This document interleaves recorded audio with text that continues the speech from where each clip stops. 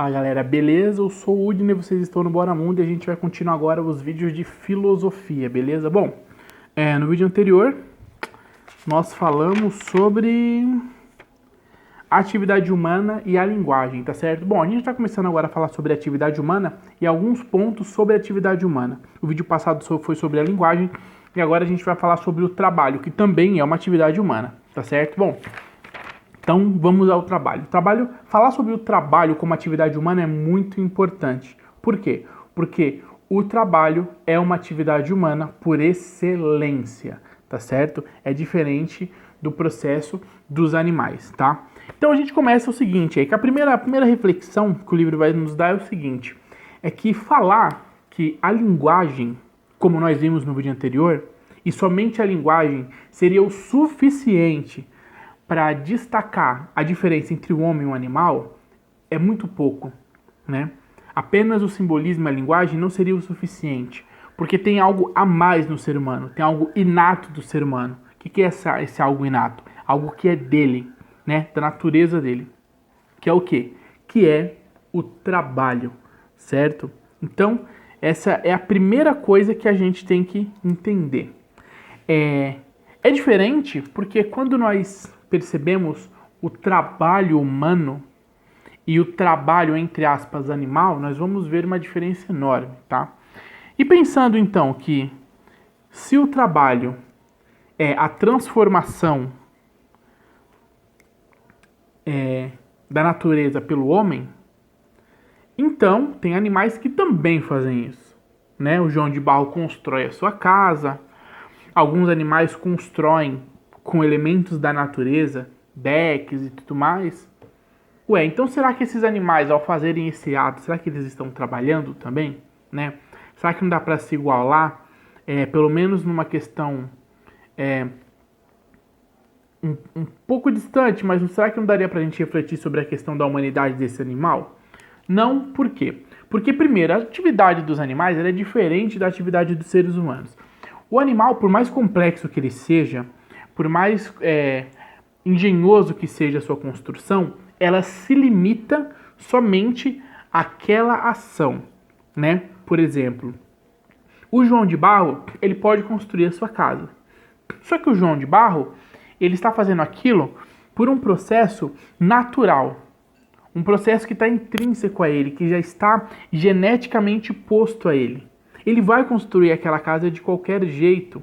É algo que já está delimitado pelo processo biológico dele construir aquela casa, diferente do ser humano. Então quer dizer, o João de Barro ele pode construir a sua casa, só que ele não vai parar num belo domingo e vai falar: caramba, já sei, eu acho que eu vou fazer 3 quartos, uma piscina aqui em cima, não sei, uma escada ali do lado, vou fazer uma sala ampla, uma cozinha americana. Ele não vai fazer isso.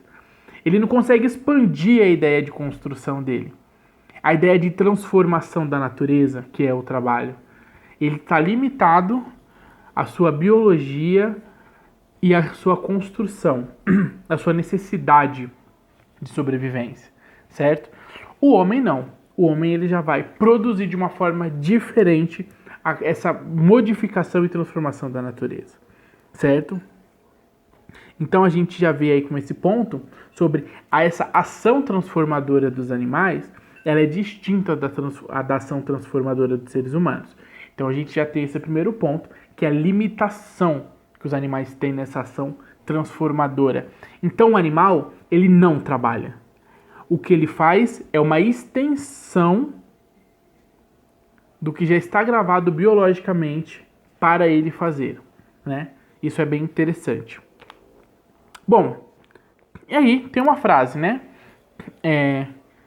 Que eu falei no começo, que é equivalente, que é: o trabalho é a ação transformadora da realidade, tá certo?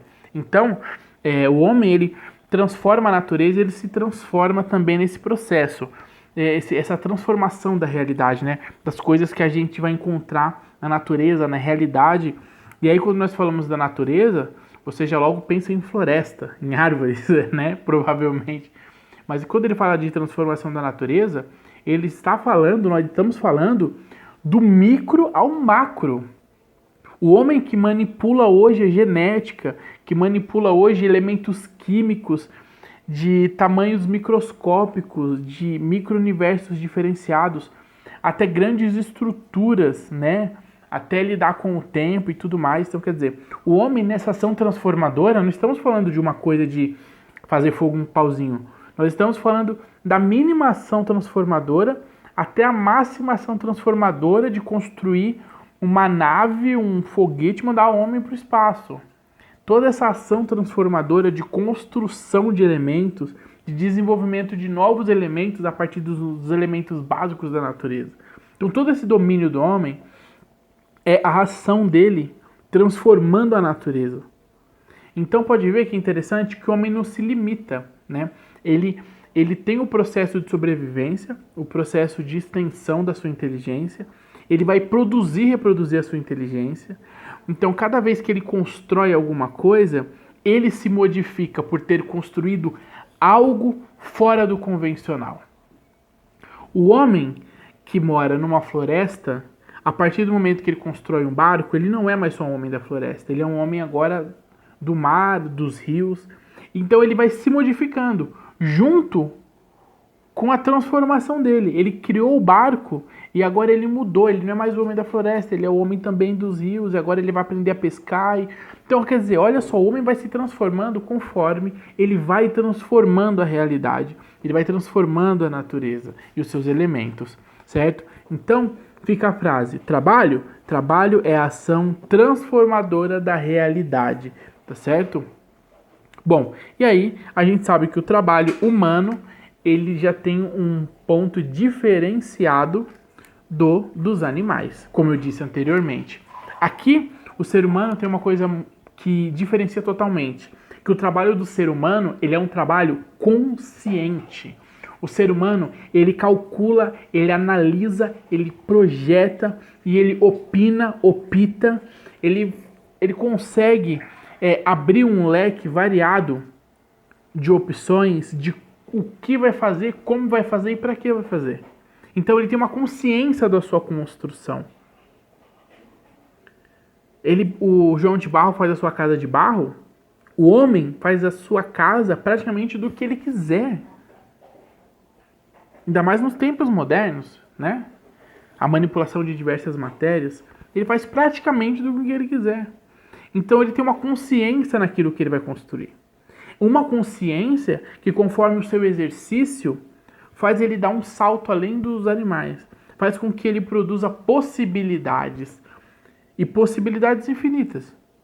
Então o ser humano, no diferencial dele de produzir, de se produzir no trabalho e de produzir esse trabalho, de trabalhar, existe o fator de consciência, de essa ação ser promovida com consciência, ao contrário dos animais, certo?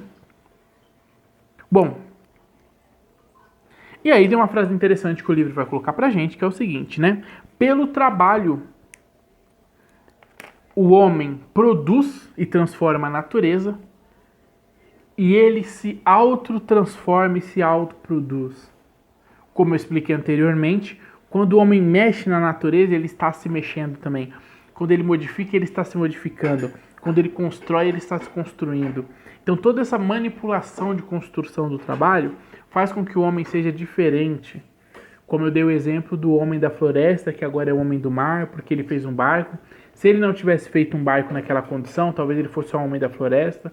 Isso é só para ilustrar uma ideia de que ele vai mudando esse homem, ele vai evoluindo. As ferramentas, as construções, as modificações fazem com que ele se torne um homem diferente do que ele era, certo? Então, por esse fator da consciência, e a frase é essa, pelo trabalho, o homem se transforma, produz, e o homem se auto-reproduz e se autoproduz também, né? Ele muda a sua essência e se transforma e evolui, certo? Bom, dentro dessa ideia aqui de trabalho, de construção, de domínio da técnica, nós vamos ter uma história bem interessante que eu vou resumir aqui. É a história que talvez você conheça do Ícaro, que voou com uma asa, foi até o Sol e caiu, é o seguinte, tinha o Dédalo e o Ícaro. Isso é da mitologia grega, né? Então o que acontece? O Dédalo era o pai do Ícaro e eles eram prisioneiros em um determinado local. Eles tiveram a ideia de fazer uma asa, então eles grudaram penas com cera, né? Eles voaram, o primeiro que voou foi o Dédalo e ele conseguiu escapar daquele lugar e foi para a cidade da Sicília, se eu não me engano. O Ícaro foi na sequência, só que muito encantado com aquela invenção, ele foi em direção ao Sol, né? A ganância, a ambição de voar mais alto, de onde ele não podia, com a invenção que ele tinha criado. E ao cada vez mais se aproximar do Sol, com o calor do Sol, a cera foi derretendo, as penas foram caindo e a asa desmanchou. Ícaro caiu e morreu. Então, quer dizer, essa história, ela ilustra muito bem o que nós estamos falando sobre o trabalho humano, certo? E tem duas pontuações interessantes aqui. Primeiro, né, essa história, ela quer mostrar a engenhosidade técnica que o ser humano tem de construção, de domínio da natureza, do que ele pode fazer com a natureza, certo? Da sua habilidade. Ela também vai mostrar, dentro disso, que esse domínio, esse trabalho, essa produção e manipulação da natureza, e desenvolvimento, construção e desconstrução, é uma liberdade do homem. O trabalho representa a liberdade do homem, que é ele poder transformar, ele poder se envolver, ele poder se auto-modificar também. Então o trabalho é a liberdade humana, né? É o humano poder se relacionar com a natureza. E nesse relacionamento construir, desconstruir, se envolver de determinada forma. Então, quer dizer, a gente tem aí esse primeiro ponto interessante dessa história, né, de construção da asa e de tentar ir além do possível, de alcançar possibilidades mais altas das quais eles não estavam preparados. Bom, e aí a gente cai no próximo ponto, que é a ambição, certo? A frase é muito simples. A ambição, até anotei aqui, a ambição desmedida leva à destruição, né? Então, quando nós falamos do trabalho, vai ficar mais tenso essa história do trabalho. Porque nós estamos falando do trabalho como desenvolvimento humano, como produção humana, né?